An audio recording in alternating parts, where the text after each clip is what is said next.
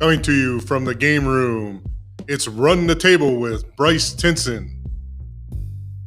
Hello and welcome to Run the Table. I'm your host, Bryce Tinson, and today I got another rant for you. If you're a consistent listener here, my first episode was a rant about the NBA playing games. Well, episode 5, we got a good one in store for you. Right now, I'm pissed about the college football playoffs. And if you listen to that video all the way through, you know this. You know I don't like the college football playoff format. And you know why. If you didn't listen to it, I'll give you a quick rundown. It's 4 teams. College football playoff committee picks them. Just doesn't seem fair. Not enough teams, doesn't seem fair. So those are the two major reasons why. Now we're getting word of expansion. ESPN reported that the college football playoff committee was talking about going to 12 teams. I absolutely love that. That's what I said they should do. I said 12 is the number. I said 8's not enough. You're not getting there. 12 is perfect. 16 is too much. 12 is literally the perfect number for this. The NFL did it for so many years. Now they're at 14, but 12 worked for them so well. So how this is going to work, if it passes, is that the 6 highest conference champions are going to make it. It's essentially an auto bid. Not if you win your conference championship, but if you're one of the top 6.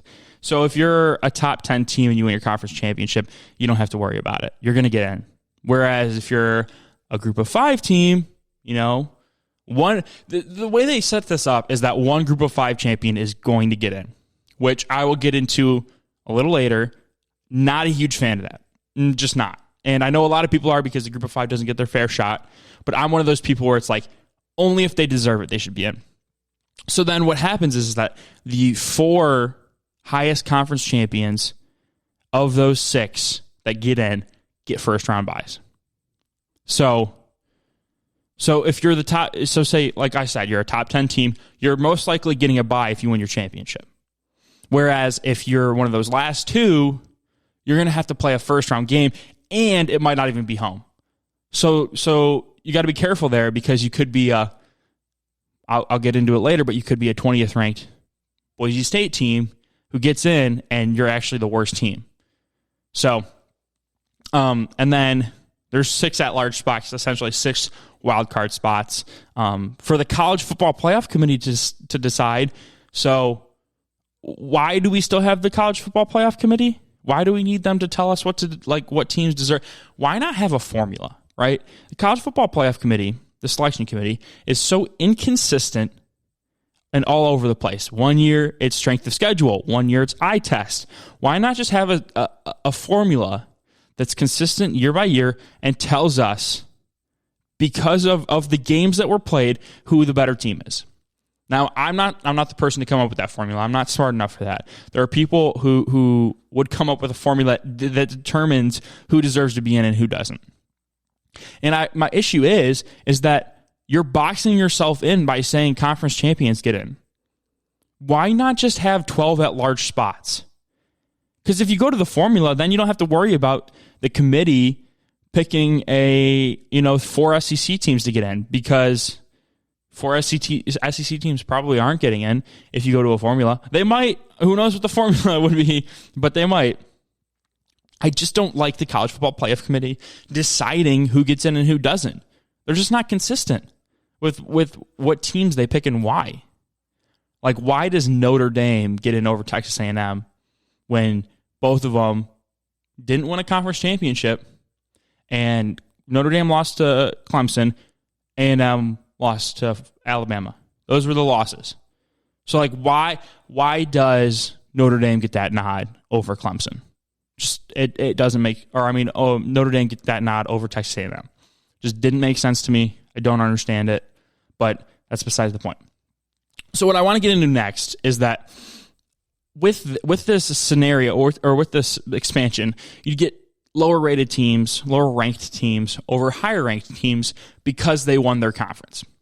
So say a team from the MAC, like say the group of 5 sucks in 2022. Say they're garbage. And the best team in the MAC is a 4-loss Toledo team or something like that. Say they're an Ohio Bobcats. They're a 4-loss Ohio Bobcats team. And that team's getting into the into the college football playoff because they're the best group of 5 team. These are extremes, but it could happen. That's the point. Is that you have to think about this stuff when you're coming up with an expansion, is that this stuff could happen. That team would get in over uber amounts of other teams that are way more deserving. Like, that's the kind of stuff that you get into when you're like, okay, top 6 conference champions, get it. And this list I have from Reddit College Football on Twitter is the perfect example of this, right? So it goes back and looks at the BCS era and the college football playoff era, what teams would get in, what lower ranked teams would get in over higher ranked teams if this formula was used. Okay, so it starts in 2000. Number 14 TCU gets in over number 12 Texas because TCU was playing in the Mountain West at that time. So they weren't playing in the Big 12. They didn't have that rigorous schedule. They were playing like Hawaii and Boise State and teams like that. Then you get to 2001. 13 LSU over 12 Washington State. That one's not that bad. It's only one spot. 2002, number 14 Florida State gets in over number 12 Penn State. Then now you're starting to see some space in between the lower team and the higher team. It's like, I would rather have Penn State in because they're the better team. Like, if they're ranked at 12, especially in the BCS, because you knew there was a formula, then that means they're the better team, right? And then 2005, number 14 TCU gets in again, this time over number 12 LSU. Then in 2010, you get number 13 Virginia Tech over number 12 Missouri. Then in 2011, you get number 15 Clemson, number 18 TCU over number 11 Virginia Tech and number 12 Baylor. Then in 2012, you get 2 group of 5 teams. You get number 15 NIU, number 18 Boise State over number 10 South Carolina and number 11 Oklahoma. Then you get 2013, number 15 UCF over number 12 Clemson. Then in 2014, you get number 20 Boise State over number 12 Georgia Tech. This is the one I'm going to circle back to when we're done here. In 2015, you get number 18 Houston over number 12 Ole Miss. 2016, you get number 15 Western Michigan over number 12 Oklahoma State. 2019, you get number 17 Memphis over number 12 Auburn. Okay, so I said I was going to circle back. 2014, number 20 Boise State. They're playing in the Mountain West. They get in over number 12 Georgia Tech because they won a conference championship. Why, though? One team's ranked 20th. The other is ranked 12th. But because Georgia Tech plays in the ACC with teams like Florida State and Miami and Clemson and Virginia Tech, they are now out because they couldn't beat those teams. Whereas Boise State is playing teams like Hawaii, Utah State. Like, they're not playing good teams. Yet you're going to tell me they deserve to be in more over Georgia Tech because they won their conference? Like, that doesn't make sense.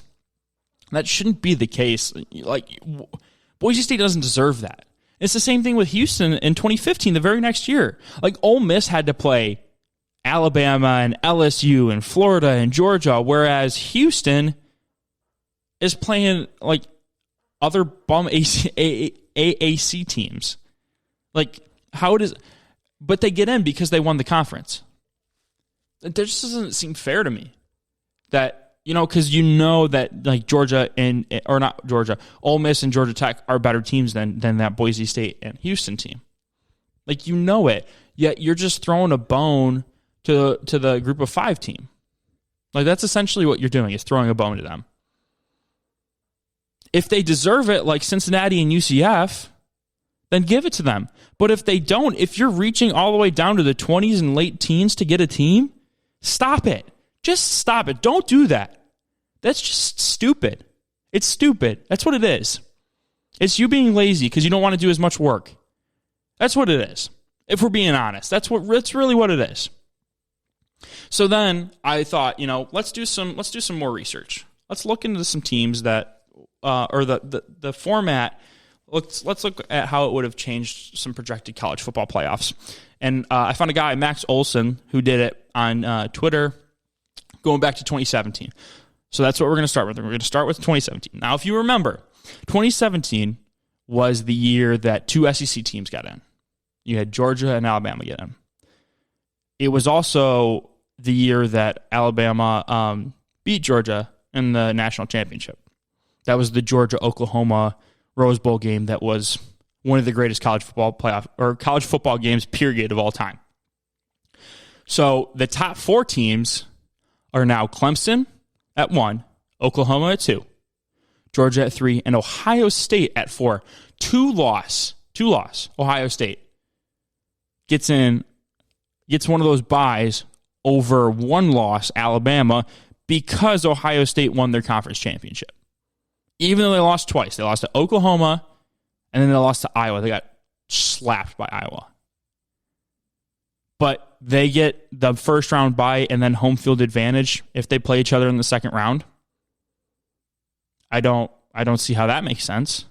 So then Alabama's the 5, Wisconsin's the 6, Auburn's the 7, USC's 8, Penn State's 9. Where's 10? Miami's 10, Washington's 11, and UCF rounds it out at 12. That's one of those cases where that UCF team was actually good, right? That UCF team deserved to be in, and they're the 6th conference champion to get in, right? Because USC was the Pac-12, and then UCF won the American.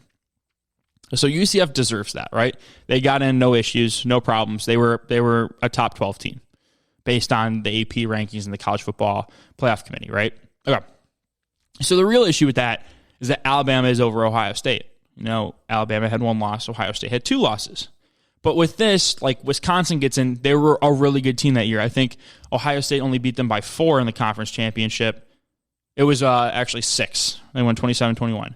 Then you go to 2018, right? 2018, nothing changes in terms of the top 4 teams. It's Alabama, Oklahoma. Actually, no, it does. I'm sorry. I misspoke. Notre Dame is now the 5th seed because Ohio State, that pesky Ohio State team, they're the 4th best conference champion, so they get that bye, even though they don't deserve it. Once again, I think that was the year they lost to Purdue. But you're going to tell me that I understand that even under this, Notre Dame wouldn't ever be able to be have a bye because they play independent. So I actually like that, to be honest with you, because I feel like every team should be in a conference regardless of if they want to be or not. The thing about Notre Dame is that they want to stay independent because then they get all the money. They keep all their money, which they make a crap ton of it because they're a huge brand. But I don't like the fact that they get to dodge all the tough opponents, even though they schedule kind of tough. But like they're not playing because if you play in a conference, like Ohio State loses these games to Iowa and Purdue because that's what happens in these kind of situations. Like stuff like that happens when you play in a conference.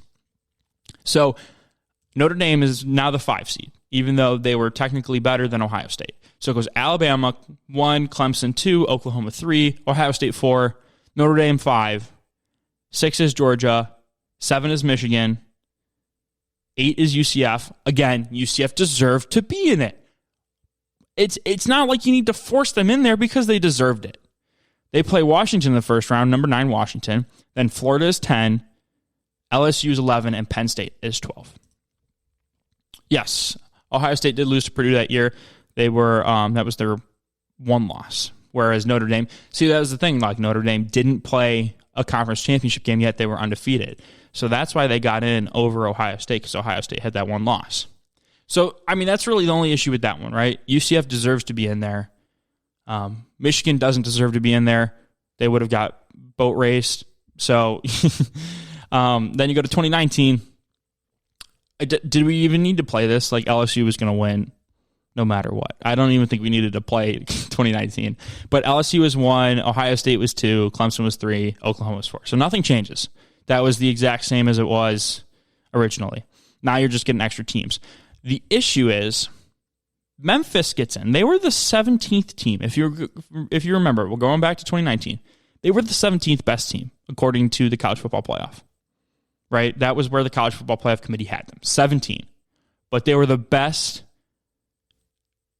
group of 5 conference champion, so they got in. Over a number 12 Auburn team that was actually really solid. They were a really good team. I just don't like how does that make sense? That Memphis team didn't deserve to be there, and you're forcing them in. You're like, hey, we're putting you in here because you were the best group of 5 team. Why though? Like, tell me why they deserve it over Auburn. Like, Auburn beat Alabama. The only loss they had was to Georgia. Like, and you're going to tell me they don't deserve to be in? Really? Like, how is that fair? It's not. It's not fair. That's the issue with this, is that now, because Memphis plays in this worse conference, they're now, or actually they lost 3 games that year. They lost to Georgia, they lost to LSU, and they lost to Florida. I don't know why I said they only lost 1. And then you have them think about those teams. Georgia and LSU were really good that year. I mean, LSU was insane. And guess what? They lost by 3 points. They lost 23-20. That was the lowest scoring game LSU had the entire year. It just doesn't make sense to me. But then you get number 5 Georgia, number 6 Oregon, number 7 Baylor, number 8 Wisconsin, number 9 Florida, number 11 Utah, number 10 Penn State, and then number 12 Memphis. So that Memphis team gets in, and they probably don't deserve it, if we're being honest. And Utah probably doesn't deserve it either.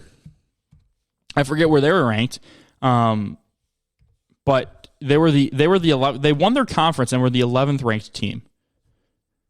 Like that, if you win your conference, you shouldn't be that low, right? I mean, if we're all, thinking logically here, right? They shouldn't be in. I mean, they went. Wait, what? Oh, that's why, because it's on 2020. Okay, so 2019, 2020. This team was actually really solid. They went 11-3, and they got in because they beat Oregon in the playoff. Not in the playoff, in the conference. Or no, they didn't beat Oregon. Because Oregon was the 6th seed, so that Utah team actually did get in. And I just completely brain farted there. They would play each other in the first round. So then we get to 2020, and it's, Alabama, Clemson, Ohio State, Oklahoma gets in because Notre Dame lost their conference championship game. No matter if you thought Notre Dame was a better team or not, they didn't beat Clemson, so they didn't get in. They didn't get the first 4 bye. Instead, they're the 5 seed. Then Texas A&M is the 6, Florida's the 7, Cincinnati's 8, Georgia's 9, Indiana, Iowa State's 10, Indiana's 11, and Coastal Carolina is 12. Now, I mean, say what you want, Coastal Carolina, they were technically a top 12 team in terms of the ranking, so they get in. I mean, the thing about this is that we got Cincinnati, Georgia, even in the bowl season, we got that. We're going to get it again. We get to see Texas A&M is in. Like, we don't have to sit here and argue about it, like whether or not they deserve to be in over Notre Dame. I mean, the only issue is that 2-loss Oklahoma is now a first-round bye over 1-loss Notre Dame and 1-loss Texas A&M because they play in the Big 12, who had a down year. I mean, Iowa State was good, but, they choked. They choked in the Big 12 championship game. So it's stuff like that where it really just, it's not perfect. And it probably never will be. That was the thing I was trying to say, is that this isn't perfect, and there's actually a lot more holes, and people are just excited because there's expansion. They're not really looking into it. I mean, some are. Most aren't. And there's this argument. There's this argument that I saw that was posted by Reddit College Football, who he was like quoting people saying that, oh, we don't want more games because we already know the outcome. It's like, do you already know the outcome? Because last I checked, March Madness happens, and it's kind of the same situation. In football, it's a lot harder to do because, basketball, if your best guy's hot, because there's only 5 players on the court. If your best guy's hot, then you're good to go. You can win one of those games. Whereas in football, you have one guy of 22 on the team that regularly see the field. So it's a lot harder. But I feel like you got to give the teams that shot. Like, you have to expand. It's just people are so happy about expansion, they're not even looking into like what teams would get in. or how it would change the format. Like you get 2 lost conference championship teams get in a first round bye. That's my issue. Rant over. I'm sorry, I got really long with that one, but we're going to get into some NBA and NHL playoffs next and finishing off with on the record, off the record. All right, talking NBA playoffs now. Woohoo! It's been fun. No, it's been a lot of fun to watch these playoffs, and normally I don't watch a ton of the regular season because I'm a big proponent of, at least in basketball, the regular season doesn't matter. Like I'll watch the Pistons, but that's about it because I just don't think regular season games matter all that much. Because once you get there, although this year it was chalk, 1 through 4, one in each conference, but most years like you can have it like the Cavs, like back when LeBron was playing, the Cavs would be the 4 seed. And we knew they were going to come out of the East just because they were the best team. So I just don't think the regular season matters as much. So I don't watch a ton, but I love the NBA playoffs. You get these great storylines, things get chippy. Refs kind of let the game play out more than they do in the regular season. It's a lot of fun to watch. So the first game we're going to talk about is the Sixers-Hawks game. So Hawks surprised everybody, win game 1. The issue with that game was that we saw the Sixers close this 26-point lead that the Hawks had in one half. And it was because of the trap. And so what we saw in game 2 wasn't shocking after what happened in game 1. The Hawks came out and were flat. It really looked like they were flat. They'd only scored 20 points in the first quarter. And then they finally picked it up in the second quarter and made the game kind of close at halftime. But Joel Embiid was just too much. Dude put up 40 points and looked unstoppable. Just absolutely. He scored 40 points in 35 minutes. I was watching, I think it was First Things First, and they showed a stat. He has more points than he has minutes played in the playoffs so far. Think about that for a second. He has more points scored than minutes played. Now, most guys, if you're the best on the team, are averaging 35 to 40 minutes played per game. He scored more points than that. He played 35 points and played 35 minutes and scored 40 points in game 2. He also grabbed 13 boards. He is doing everything possible for this team to win and win pretty easily.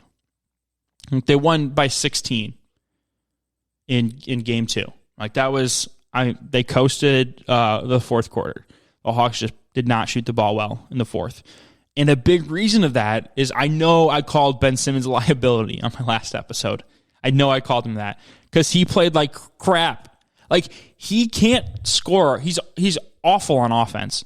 He's an okay facilitator. He doesn't give you anything offensively. What he does give you is great defense. But Trae Young scored 35. If Ben Simmons isn't guarding Trae Young the entire game, then he's a liability. And guess what he did in game 2? He shut down Trae Young. He had 21 points. Trae Young, the guy who's been averaging like 35, and I said was the best player in the playoffs last episode, scored 21 points. And I'm starting to realize something. I really am. Is that anytime I say something, the exact opposite happens in the game, the very next game. The exact opposite. But the Sixers just absolutely suffocated the Hawks.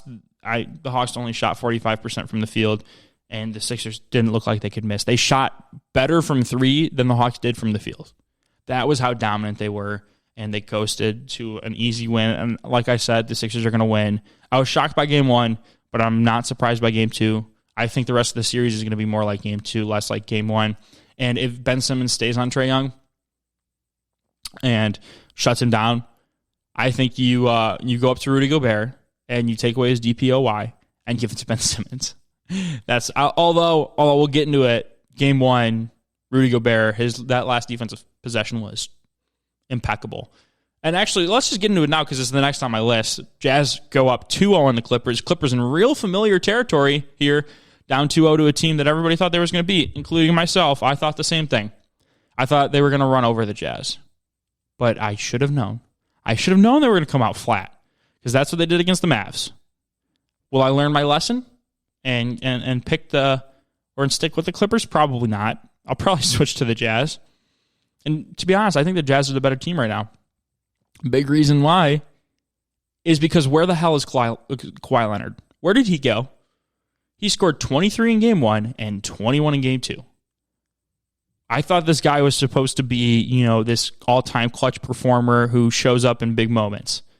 Guess who the best player on that team is right now? Paul freaking George. Paul George, the guy I said so many bad things about in the first round. Paul George is playing better than Kawhi Leonard right now. I have no idea where Kawhi went. He is gone. He is a ghost. He will not show up. I mean, he's playing 39 minutes, and he's not doing much. He's not assisting. He's not getting boards. He is doing the bare minimum that a superstar does. Getting an easy 20 points. For him, that's easy. Where is the guy we saw in Game 6 who put up 45? I don't see him. He's not there. And, maybe it's not the fact that the Clippers are playing bad, but the Jazz are just a better team. I sat here and I said that the Mavs were going to beat them in the second round.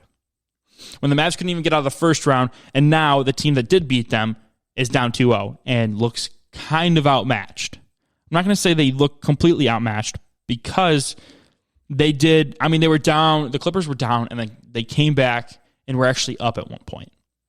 But then they completely fell apart. It wasn't even like it was like methodical. It was like instantly. Once they got the 2-point lead, it was gone. It was over. They were done. And I think it's time that we all give the Jazz the respect they deserve.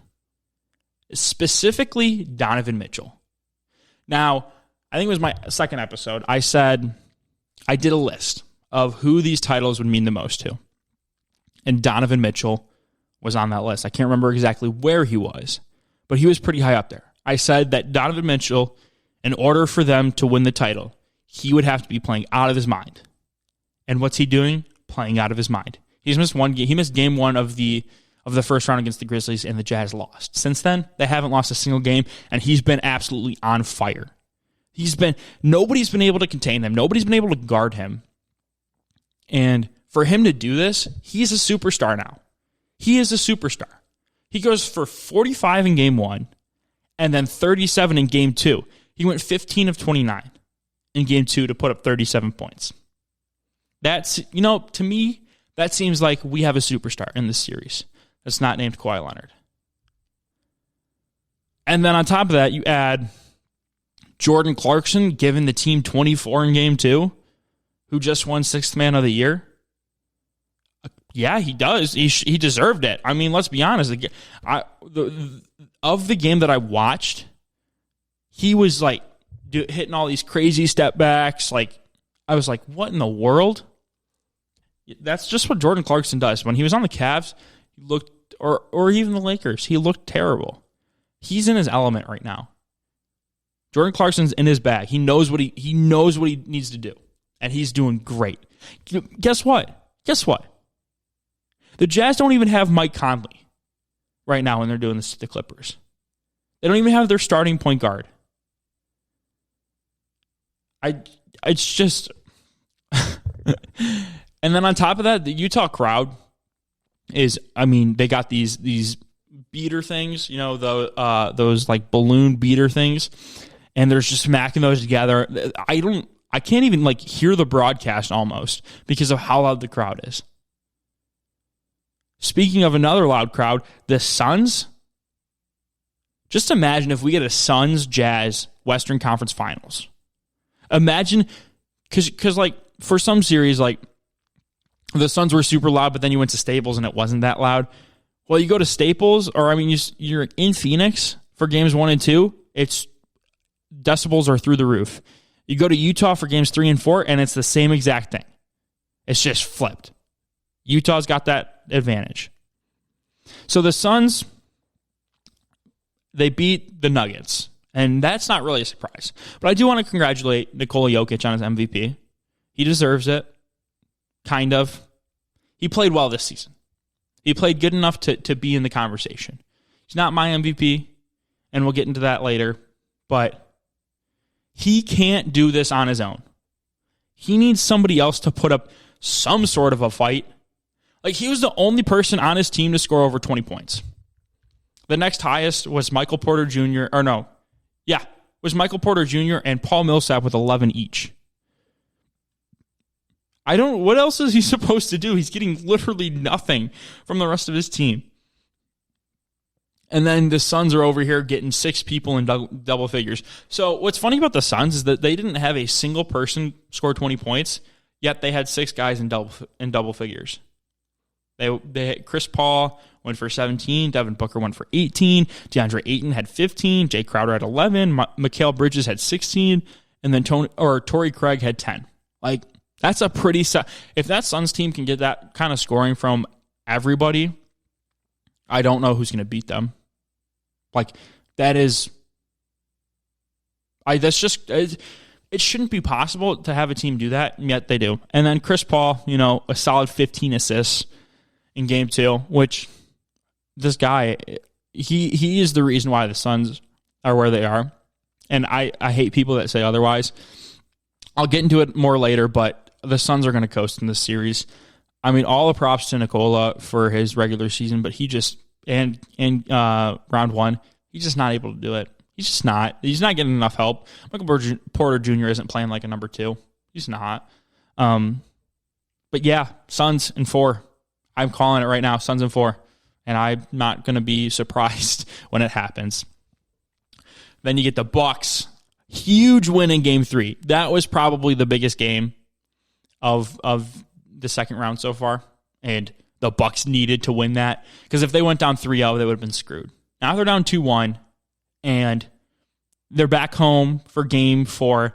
And if they get Chris Middleton, then watch out.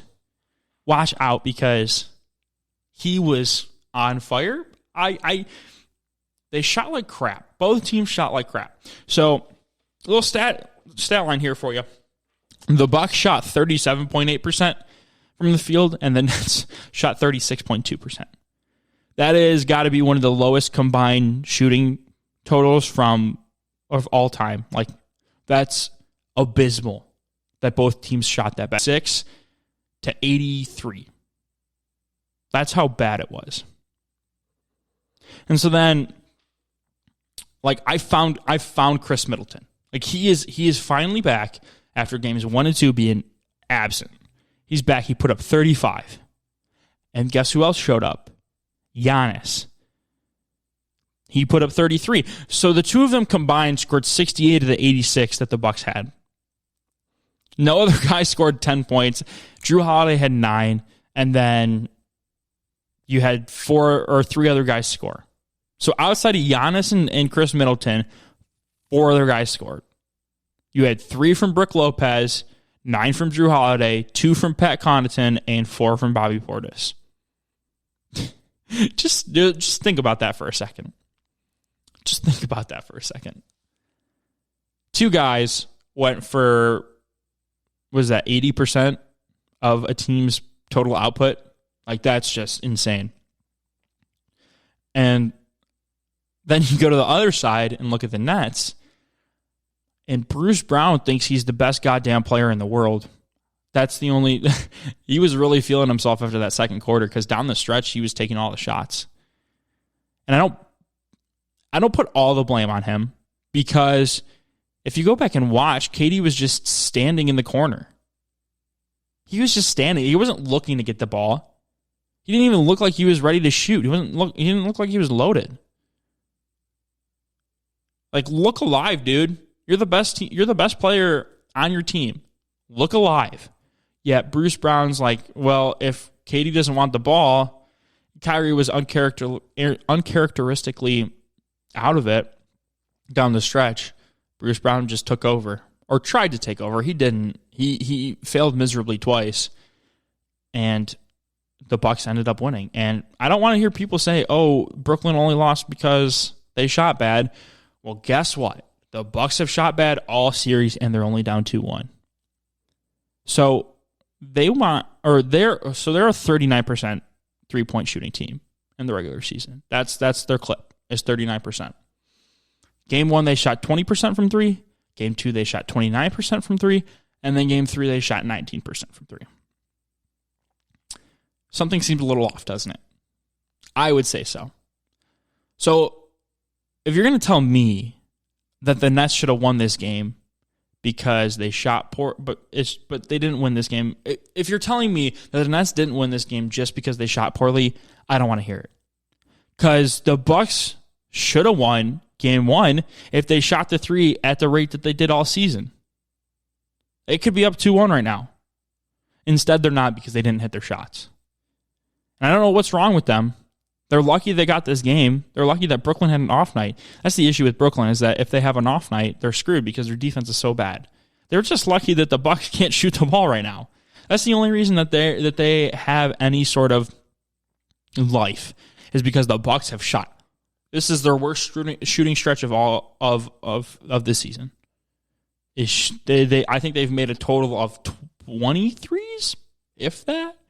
I mean, they went 8, 6, and then 8 again. So it's just so bad. It's 22. And I think they've shot 70, 75 threes. It's real bad. It's real freaking bad. And I think they'll pick it up. I hope they pick it up because I don't want to see the Nets win. So I really do think that the Jazz are going to win now. So I think it'll be Jazz Suns and then Philly and Brooklyn. I do think that the Suns are going to come out of the West now. What I've seen from them, like as of round 1 wasn't enough. What I've seen from them so far in round 2 is just that they're not even going to let the Nuggets stay in it. I mean, all credit to the Nuggets in Game 1. They stayed in it as long as they could, and they even had a lead in the third. But the Suns are going to close it out, and they're just not going to let them. They're not going to let the Nuggets have a shot. And I do think that a Suns Jazz Western Conference Finals would be awesome for the NBA because they're smaller market teams, and the fans, like, you can tell that the fans, like, they live and breathe basketball because of how wild and raucous they are. And then you go out east, and I think after watching what I just watched last night, I'm not really sure what's going to happen in the Nets-Bucks series. I think Philadelphia's going to come out. I really want the Bucks to win just because I don't like the Nets. I don't like KD all that much, going to be honest. I don't.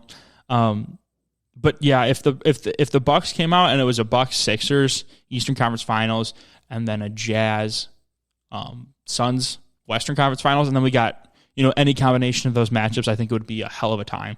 Actually, I do think that if just picture this. You have Suns Sixers. It's DeAndre Ayton versus Joel Embiid. It's Devin Booker versus Ben Simmons. I don't know who you'd really put Ben Simmons against. And then you have Tobias Harris and Chris Paul. And then you do the same thing. It's with the Bucks, and then it's Devin Booker, Chris Middleton, DeAndre Ayton and Giannis, and then Chris Paul and Drew Holiday. Like that's a solid. I mean, that would be such a great finals matchup. Then you have the Jazz. If they play the Sixers, then you have Donovan Mitchell, Ben Simmons, and then Rudy Gobert against Joel Embiid, the Defensive Player of the Year versus the most dominant center right now. I don't know who's more dominant than him. And then obviously it'd be the same for the Jazz Bucks. I think that the NBA is in a really good spot if the Nets lose and the Clippers lose, because nobody likes the Clippers. Nobody likes the Clippers. Let's be honest. And not many people like the Nets. Nobody wants to see the Nets in the finals except Brooklyn fans. I know I don't, and I don't know many people that do. But next we're going to get into some NHL playoffs, and those are really, really kicking up right now. Okay, it's NHL hockey time. NHL playoff time. I don't know why I said NHL hockey. You know the NHL is hockey. You're not stupid. I'm shocked. The Lightning won. They're so good. It's just, I mean, yeah, they're just an insane team, and they're going to repeat. I'm calling it now. That's, boom, knock on the table. Knock on the table. The Lightning are going to win it all. I mean, all credit to the Islanders for even getting to this point, but They're no match. Lightning are breezing through the playoffs so far. There's not much. I mean, they just look like world beaters. That's all. They got a shutout in Game 6. Not Game 6, Game 5. They got a shutout, and it looks like they're really hitting their stride. Like, if you didn't think they were world beaters before, they are now. And then the best series so far of the playoffs, the Islanders pound the Bruins in Game 6. So what was such a great series leading up to Game 6 didn't end kind of the way that I thought it should.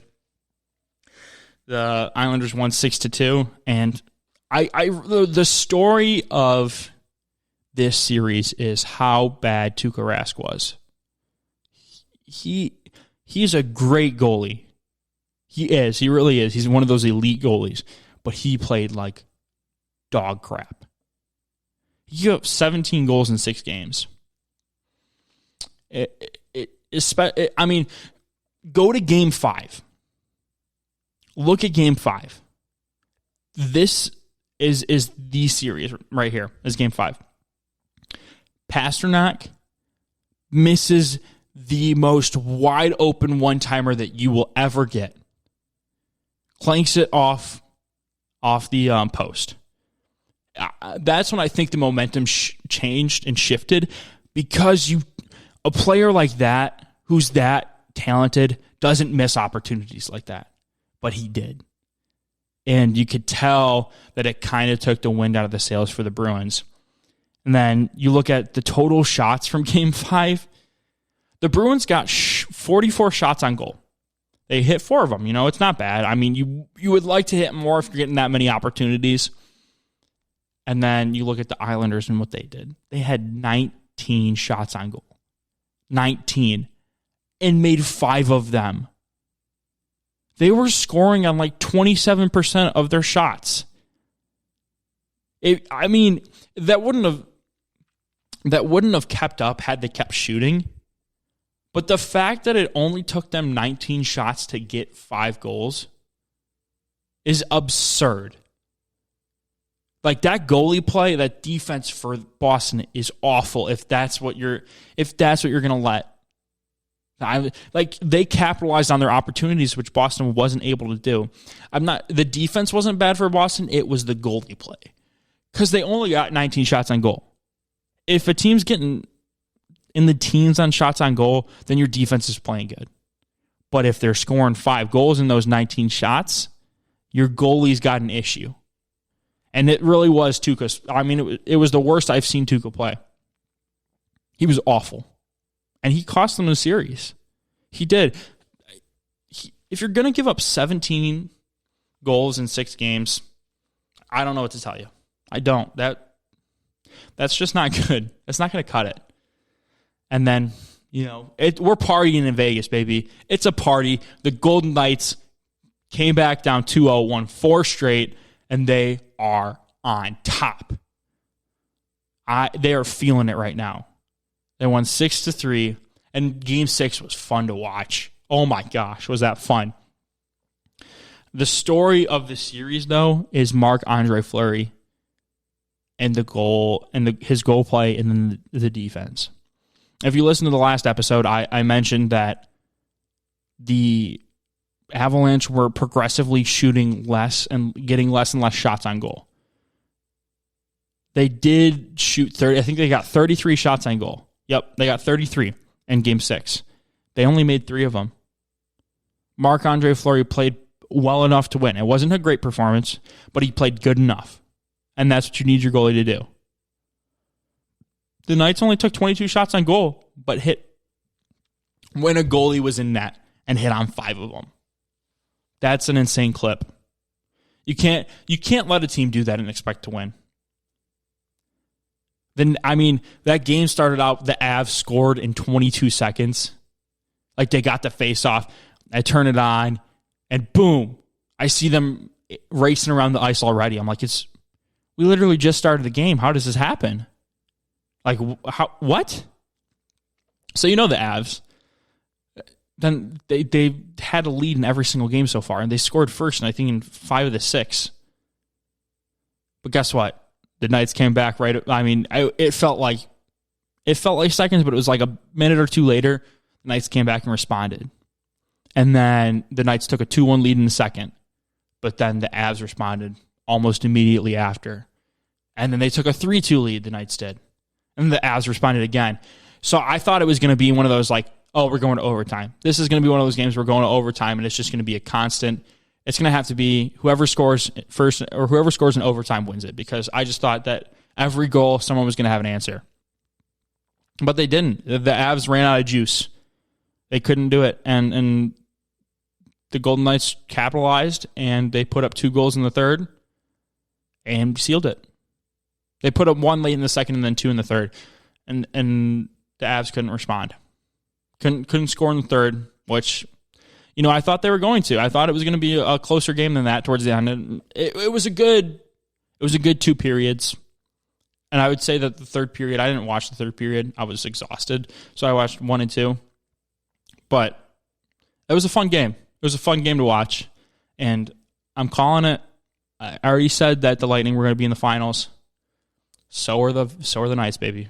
So are the Knights. The Canadians, no, not a shot. Not a freaking shot that they win against the Knights. And if they do, I don't know what I'll do, but there's no way in hell that the Knights are going to lose to the Canadians. No. And the Lightning aren't going to lose to the Islanders. There's no way. I mean, the Lightning are the best team in hockey right now, and it's not close. And so I think we're going to get Knights Lightning finals, Stanley Cup. I think it'll be fun. I think it'll be a fun series to watch, although the Lightning will ultimately win because they're the better team. And it kind of gets me into the next part of this, is that how good are the Vegas Knights, right? Like, how good are they? Come on. They're down 2-0. They come, like, boom, 4 straight. Not a shot. Not a shot. And then, what's this? You know that sound. It's on the record, off the record. And so, I'm gonna do it. On the record. The Vegas Knights are the best expansion team in any sport ever. Stanley Cup Stanley Cup Finals appearance in their first year. Then in their second year, they lost in the first round. Okay, no shame in that. They're an expansion team. Everybody thought they were going to fall off after the year one, anyways. Let's go back to the conference finals. They did, and guess what? They're in the conference finals again. That's 3 conference finals out of their first 4 years. And if I'm right, that's 2 Stanley Cup appearances in 4 years. What other expansion team in their sport has had a run like this to start their history? I can't think of any. This is insane what they're doing right now. I'm almost jealous because I'm a Lions fan, right? And this team has, I understand it's a completely different sport. It's a completely different sport. I'm a Lions fan. They haven't been good they've had their years where they've been good, but as an organization, they really haven't been where they need to be since 1957, their last championship. To see an expansion team in a sport come in and just absolutely dominate, it pisses me off. I'm going to be honest. It pisses me off that they could do it. They could do this in 4 years when I haven't seen a Lions team win a playoff game my entire lifetime. And my dad only has only seen them win one playoff game in his lifetime. To see an expansion team do this, it pisses me off. But I have to applaud them because what they've been able to do is something I didn't think was possible. Like, to do this kind of stuff in such a short amount of time, it's downright impressive. And so all the praise to the Knights. It's just, I mean, they're insane. They are. They took a bunch of guys that teams didn't want and took them to a Stanley Cup. They didn't win it, but they got them there. And then I got 3 on the records. That was my first one. My second one is Donovan Mitchell's a superstar. He is a certified superstar now. We need to put some respect on his name. What he's doing in the playoffs right now, he's got it. Give it to him. He's in the playoffs. Donovan Mitchell is a top. I saw somewhere that he's a top 5 points per game scorer in playoff history. I know he hasn't played in many playoffs, but that's a pretty important feat for him to have. But he's a superstar, and he's going to will his team the rest of the way. However far they get him, Donovan Mitchell's a superstar, and he's going to continue to dominate in the league. Watch out. He might even win an MVP. My last on the record is that the college football playoff is dumb. You know that. You know how I feel about it. I'm not going to reiterate all the same points, but I want to go on the record and say the college football playoff is stupid. We need a different format. We need another way to pick the teams that get in. Okay? That's all I'm going to say about that. Am I off the record? Now, I know there's some people that'll go, like, they'll shout it from the mountaintop. I'm not one of those people because I do think that Jokic was a very valid MVP pick. But I would have picked Chris Paul. Chris Paul, to me, is the most valuable player in the league right now. And people are going to say, well, it's not about what he did in the past couple years. It's like, everywhere he goes, they win. Goes to New Orleans, they win. They were awful the year before. He makes them a playoff team. He goes to the Clippers, they win. He goes to Houston, they win, and should have been in the finals if they didn't miss 27 straight threes. Goes to OKC, everybody thought he was done and washed. They make the playoffs. They were playing for a lottery pick. They were in the playoffs. Then he goes to the Suns. Guess what? They're the number 2 seed in the West. And they're the favorite to come out, at least in my opinion, and make it to the NBA Finals. Chris Paul is the most valuable player. The Suns would not be in this position if it were not for Chris Paul. They would not. And I don't care what you say. You can say, oh, they went 8-0 in the bubble last year. I don't care. They wouldn't be in this spot if not for Chris Paul. They would have lost in the first series. They would have lost to Lakers if they didn't have Chris Paul. What he brings to the table is leadership and knowledge. He knows when to slow a game down. He knows when to pick it up. He knows pacing. He knows where you need to be in order to get the look that you want. That's the kind of stuff that makes an MVP an MVP, or a player an MVP. And you saw it in game 2. He had 17 points, but he had 15 assists. Like, this guy who's 36 years old, 35 years old, however old Chris Paul is, should have been the MVP, in my opinion. He was the most valuable player. Now, you can argue Jokic all you want. And I will say this. What he did when Jamal Murray went down with the ACL, it wasn't much, but it was impressive. It was impressive. And then for Joel Embiid, he didn't play enough. He was hurt most of the season. But if he played mostly a full season, then I would listen to the Joel Embiid argument. But he got hurt too much. So they were the 1 seed, yes, but I think he missed like double-digit games. I know that much. Chris Paul, on the other hand, played almost every night and got the Suns to the 2nd seed, a place they haven't been since 2010. So, yeah, he deserved to be MVP. That's going to conclude it for this one. Thank you all for listening. I know it was kind of long, but I hope you enjoyed it. I will catch you on the flip. See ya.